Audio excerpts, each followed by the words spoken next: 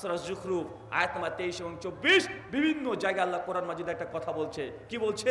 ওয়া ইযা কিলা লাহুম তাআলাউ মা আনজালাল্লাহ ওয়া ইলা রাসূল ক্বালু হাসবুনা মা আজাদনা আলাইহি আবাআনা আওয়ালাউ কানা আবাহুম লা ইয়ালামুনা শাইয়্যা ওয়ালা ইয়াহতাদুন। আল্লাহ বলছেন ওয়া ইযা কিলা লাহুম, হে নবী আপনি যখন মানুষকে আহ্বান করবেন, ডাকবেন, তাআলাউ মা আনজালা, এইদিকে আসো, এইদিকে আসো, আনজালাল্লাহ, যা কিছু আল্লাহ অবতীর্ণ করছে মানে আল কোরআন, ওয়াইলার রসুল, এবং রসুল যে আদর্শ দিয়েছে সেই দিকে আসো। এক শ্রেণীর মানুষ তখন বলে উঠবে, তোমাকে দেখবে, কলু, তারা বলবে, হাসবুনা, আরে আমাদের জন্য তো যথেষ্ট, মা আযাবনা আলাইহি আবা আনা, আমরা তো ওই পথে চলবো যেই পথে আমাদের বাপ দাদাকে পেয়েছি। বলেন তো এমন মানুষ এখন বাংলাদেশে আছে না নাই?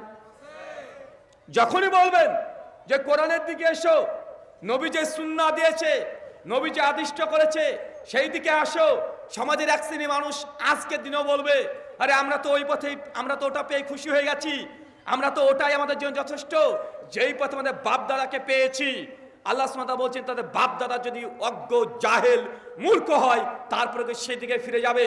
তার মানে আপনাকে বুঝতে হবে গোটা বিশ্ব জগতে বিপর্যয় নেমে আসার মৌলিক কারণ নবীর আদর্শকে বাদ দিয়ে মুসলিম উম্মাহ অন্য কোনো ব্যক্তিকে আদর্শ হিসেবে গ্রহণ করে নিয়েছে।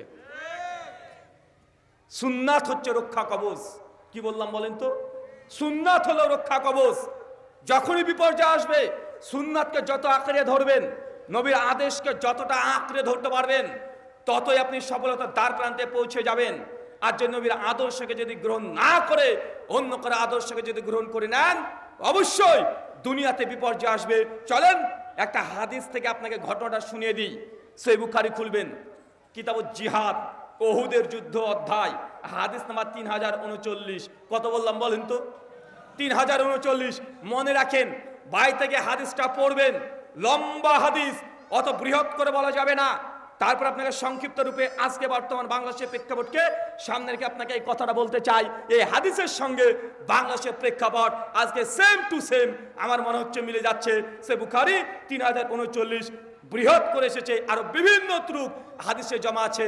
গল্পের আকারে আপনাকে বলি, আল্লাহ নবী ঘুমিয়ে আছেন একদিন, ওহুদের কয়েকটা দিন আগে, ওহুদের যুদ্ধের। আল্লাহ নবী স্বপ্নে দেখছেন যে নবীর সাহাবীরা একদম রক্তাক্ত অবস্থায় ওহুদের প্রান্তে পড়ে আছে। আল্লাহ নবী ঘুম থেকে উঠে তিনি বুঝতে পারলেন সামনে আমাদের যে ওহুদের যুদ্ধ হবে, এই যুদ্ধে মুসলমানরা ক্ষতিগ্রস্ত হয়ে যাবে, আমার সাহাবীরা মৃত্যুবরণ করবে। কারণ নবীদের স্বপ্ন ওহী কি ওহী নয়? ওহী। আল্লাহ নবী সঙ্গে সঙ্গে ঘুম থেকে উঠে সাহাবীদের কিনা পরামর্শ করছেন যে সাহাবী, আজকে আমরা এই স্বপ্ন দেখেছি, আমি তোমাদের মন্তব্য জানতে চাই। সমস্ত সাহাবীরা বলছে, আল্লাহর নবী, যেহেতু আল্লাহ জিহাদকে ফরজ করে দিয়েছে, জিহাদের আয়াত যখন অবতীর্ণ হয়ে গেছে, তাই আমাদের যতই আমাদের রক্ত লাগে কোনো সমস্যা নেই, আমরা ওহুদের প্রান্তে যাবই যাব। সাহাবীদের জজবা দেখে আল্লাহর নবী আলাইহিস সালাম বললেন, ঠিক আছে, কোনো সমস্যা নেই, তবে আমাদের কিছু বুদ্ধি নিয়ে এর কাজটাকে করতে হবে। কেননা বদরের যুদ্ধে মুসলমানরা জিতে গেছে, আর কাফেররা সেই সময় থেকে একটা খুঁজছিল কিভাবে মুসলমানদেরকে তার প্রতিশোধ বদলা নেওয়া যায়। আল্লাহ নবী আলাইহিস সালাম বুদ্ধিভিত্তিক ভাবে তিনি সাজাচ্ছেন, ওহুদের প্রান্তে চলে গেছেন। আর যারা ওহুদের প্রান্ত দেখেছেন ভালো করে দেখবেন, ওহুদের প্রান্তের একটা গেট ঢুকতে পারবেন আর আরেকটা গেট দিয়ে বেরোতে পারবেন। মাত্র দুটোই গেট আছে। বর্তমান তো সৌদি আরব এখন বিভিন্নভাবে সজ্জিত হয়ে গেছে, এখন এই সিন দেখতে পাবে না, কিন্তু আগে ওহুদের একটা রাস্তা ঢোকা আর একটা বের হওয়ার রাস্তা, মাত্র দুটোই রাস্তা ছিল। আল্লাহ নবী বুঝতে পারলেন যে আমাদেরকে এখানে কিছু চাল চালতে হবে, নচেত আমার সাহাবীরা আহত হয়ে যাবে, মৃত্যুবরণ করবে। আল্লাহ নবীর সঙ্গে সঙ্গে একজন সাহাবী, বিখ্যাত সাহাবী আব্দুল্লাহ বিন জুবায়ের রাদিয়াল্লাহু তাআলা আনহুকে বললেন, তোমার সঙ্গে 50 জন সাহাবী দিচ্ছি, যাদের প্রত্যেকের হাতে তীর থাকবে, যারা তীরন্দাজ সাহাবী, তারা তীর চালাতে পটু। তীর বুঝতে পারছেন? এখনকার মতো কি কামান হবে, বন্দুক হবে, গোলা বারুদ হবে না, সেই সব তীর যুদ্ধের একমাত্র অস্ত্র। আল্লাহ নবী 50 জন সাহাবীকে দিয়ে আব্দুল্লাহ বিন জুবায়ের এই সাহাবীর সঙ্গে দিয়ে দিলেন। আর সঙ্গে সঙ্গে তাদেরকে বললেন, খবরদার শুনে রেখো, আমি নবী যতক্ষণ তোমাদেরকে আদেশ না করব ততক্ষণ কেউ এর নিচে নামবে না। আল্লাহ নবী বললেন, ওই যে ওহুদের যে পাহাড় আছে, পাহাড়ের চূড়ায় একদম উঁচু জায়গাতে 50 জন গোল হয়ে ঘিরে দাঁড়িয়ে থাকবে।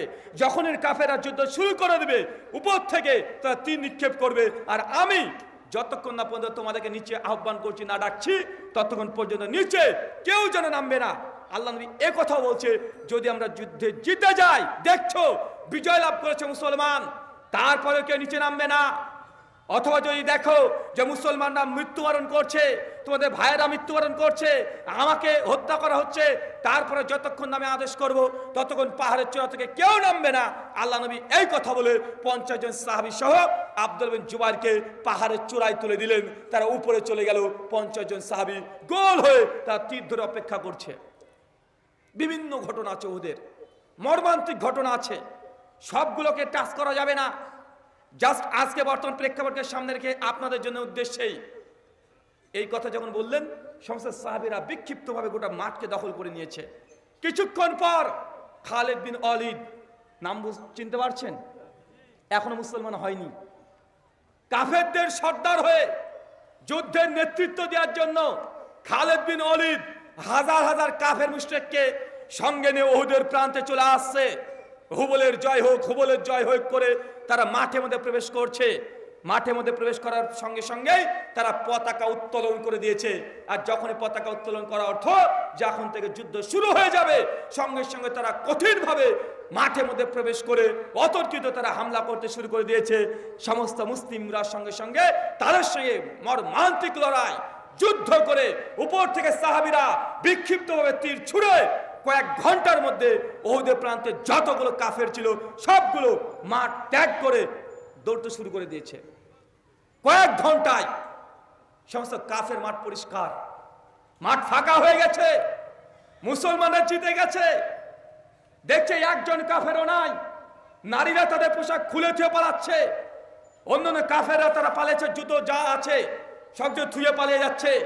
মুসলমানরা দেখছে আমরা বিজয় লাভ করেছি, তারা উল্লাসিত, তারা আনন্দিত, তাকবীরের ধ্বনি দিচ্ছে, মনে মধ্যে হাসির ঝলক চলে এসেছে যে আমরা স্বপ্ন দেখেছিলাম আল্লাহর নবী যে আমরা যুদ্ধে হেরে যাব, কিন্তু আলহামদুলিল্লাহ আল্লাহ আমাদেরকে বিজয় দান করেছে, আমরা জিতে গেছি।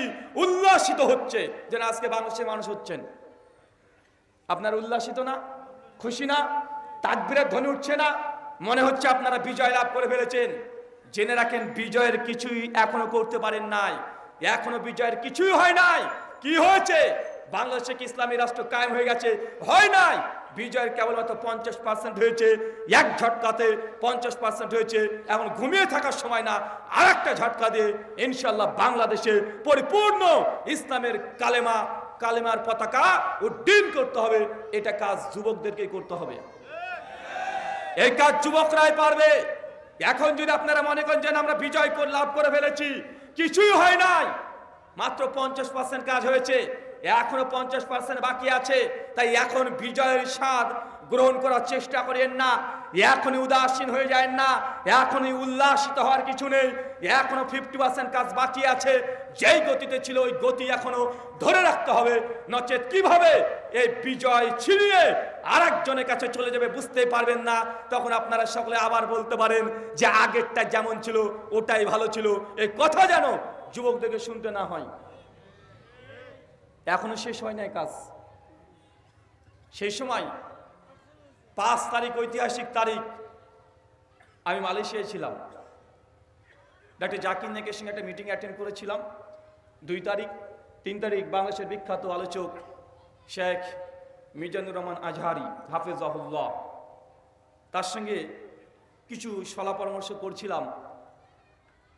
আর গোটা বিশ্বের মিডিয়াগুলোর চোখ ছিল বাংলাদেশে। কোথায়? বাংলাদেশ। কি ঘটবে? মানুষ ভাবছে কিছু একটা ঘটবে, কিন্তু কি ঘটবে কারো জানা নাই। প্রতিদিন নিউজ দেখবে।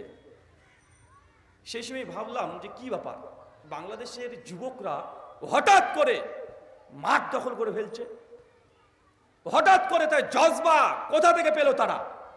কিভাবে ঢাকাকে দখল করে নিচ্ছে? আরে 6 তারিখের সম্মেলন হওয়ার কথা ছিল, রাতারাতি সিদ্ধান্ত পরিবর্তন। 6 তারিখ নয় 5 তারিখে জমাত করব। ভাই পরিবর্তন করেছিল না? 6 তারিখে হওয়ার কথা ছিল, রাতারাতি 5 তারিখে গোটা ঢাকাতে গাড়ি পর গাড়ি লক্ষাধিক মানুষ সেখানে সমাগম হচ্ছে। মানুষ সেই দিন সারা রাত, আমার মনে হয় নাই যে বাংলাদেশে কোনো মানুষ ঘুমিয়েছিলেন। আপনারা ঘুমিয়েছিলেন? মানুষ একদম চাতক পাখির মতো তাকিয়ে আছে, কি ঘটতে পারে, কি ঘটবে। তো আমি ভাবছিলাম যে কি ব্যাপারে এত দ্রুত যুবকদের আবেগ কোথা থেকে আসলো, কে পেছন থেকে ইন্ধন দিচ্ছে, কে তাদেরকে কাটিয়ে দিচ্ছে। মাঠে তো এরা নামতে চায় না, আরে এরা তো পাবজি খেলতে ব্যস্ত থাকে, এরা তো গার্লফ্রেন্ডের পেছনে ব্যস্ত থাকে, সারা রাত তারা মেসেঞ্জারে চ্যাট করতে ব্যস্ত থাকে। এদের কি হয়ে গেল যে রাতারাতি রাষ্ট্রকে চালানোর দায়িত্ব নেওয়ার জন্য মাঠে তারা বেরিয়ে পড়েছে? অবাক। তো অনেকগুলো কারণ দেখলাম। আমার মনে হয় অনেকগুলো কারণের মধ্যে এটা অনেক একটা বড় কারণ, যে কারণটা বলতে চলেছি। এখন যুবকরা যত অস্বীকার করুক, আমি জানি তারা অস্বীকার করবে, কিন্তু অনেকগুলো কারণের মধ্যে এটা একটা কারণ। একটা ভুল সিদ্ধান্ত ছিল। কি ভুল সিদ্ধান্ত জানেন? ওই যে 7 থেকে 10 দিন ইন্টারনেট বন্ধ করে দিয়েছিল, মনে পড়ছে না? 7 থেকে 10 দিন ইন্টারনেট বন্ধ ছিল। আরে ইন্টারনেট বন্ধ যুবকরা মেনে নিতে পারেনি।